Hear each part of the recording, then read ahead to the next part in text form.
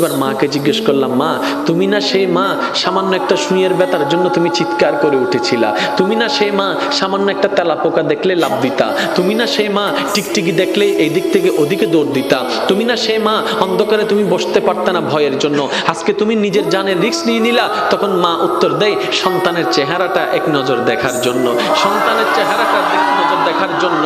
এবার ডাক্তার যখন এমন পরিস্থিতিতে চলে গেল, মা হয়তো মা বাঁচবে না হয় সন্তান বাঁচবে, এমন একটা ক্রিটিক্যাল পরিস্থিতির মধ্যে যখন চলে গেল, ডাক্তার এবার আসলো অভিভাবকদের কাছে, আপনারা বন সাইন দেন, আমরা অপারেশন থিয়েটারে ঢুকাবো, এখন আপনারাই সিদ্ধান্ত নেন কাকে বাঁচাবো, মাকে বাঁচাবো নাকি সন্তানকে বাঁচাবো। একে জিজ্ঞেস করে, এ বলে যে মাকে বাঁচাও, ও বলে যে মাকে বাঁচাও, ও বলে যে মাকে বাঁচাও, ও বলে যে মাকে বাঁচাও। কারণ সবার মাথার চিন্তা, মা যদি বেঁচে থাকে সন্তান আবার আসবে, মা যদি বেঁচে থাকে সন্তান আবার আসবে। সবার একটি কথা, মাকে বাঁচাও, মাকে বাঁচাও, মাকে বাঁচাও। এবার ডাক্তার কৌতূহল বশত মাকে একবার জিজ্ঞেস করলো, সবাই বলছে মাকে বাঁচাতে, একটু আপনি বলেন না আমরা এই দুইজনের ভিতর কাকে বাঁচাবো, আপনাকে বাঁচাবো নাকি সন্তানকে বাঁচাবো। তখন মা, একমাত্র মা, সে উত্তর দেয়, একমাত্র মা তখন চিৎকার করে বলে, ডাক্তার আমার সন্তানকে বাঁচান, আমার সন্তানকে বাঁচান, আমার সন্তানকে বাঁচান।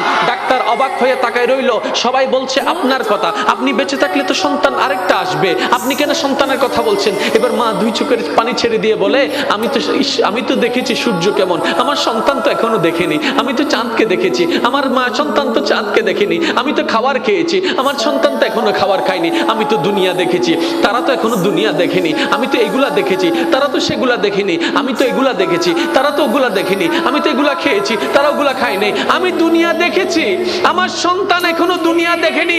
ডাক্তার আমার আর দুনিয়া দেখার দরকার নাই, আমার সন্তানকে দুনিয়া দেখার ব্যবস্থা করে দেন, আমার সন্তানকে দুনিয়া দেখার ব্যবস্থা করে দেন।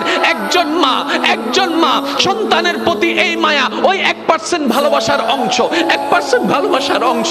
আপনার আমার নবী রাহমাতুল্লিল আলামিন যখন এই হাদিস বর্ণনা দিলেন, এক ভাগ রহমত রেখে আল্লাহ পাক এক ভাগ রহমত পৃথিবীর মধ্যে রহমত ছড়াই দিয়েছেন, 99 ভাগ রেখে দিয়েছেন। সাহাবায়ে কেরাম আদবের সহিত আরজি করলেন, ইয়া রাসূলুল্লাহ, ইয়া রাসূলুল্লাহ, ওই এক ভাগ রহমতের যদি এত ভালোবাসা, এত মায়া, এত টান, এত আবেগ, এত মহব্বত যদি হয়, এই 99 ভাগ আল্লাহ কেন রেখে দিয়েছেন? তখন রহমাতুল্লিল আলামিন বলেছেন, রহমাতুল্লিল আলামিন বলেছেন, ওরা আমার সাহাবারা শুনো, এই বাকি 99 ভাগ রহমতকে আল্লাহ হাসরের জন্য রেখে দিয়েছেন, হাসরের জন্য রেখে দিয়েছেন, হাসরের জন্য রেখে দিয়েছেন।